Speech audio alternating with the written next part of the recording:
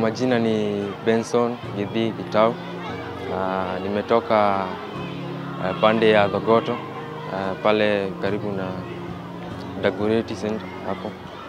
Huko ndo nilizaliwa place na nimeishi huko kutoka nikiwa mchanga mpaka sasa. Shule ya msingi nilisomea katika shule ya msingi ya Thogoto.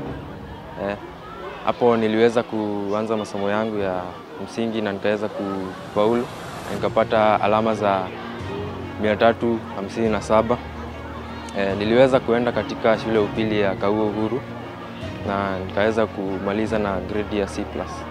Kwa vile niliweza kufaulu kupata grade ya C+, ningetaka kufanya kozi ya nursing ili niweze kusaidia watu walio na magonjwa tofauti tofauti. Kwa kuwa nikiwa mchanga niliweza kufanyiwa upasuaji wa sikio na nikaona yenyewe nilisaidiwa pakubwa. Juu sikio langu lilikuwa na shida kadhaa. Kwa hivyo niliona nikiweza kufanya hii nursing nitaweza kusaidia watu walio na shida kama yangu. Safari yangu imekuwa njema. Naweza sema nimeshukuru sana kwa usaidizi ambao Kisa wamenipatia.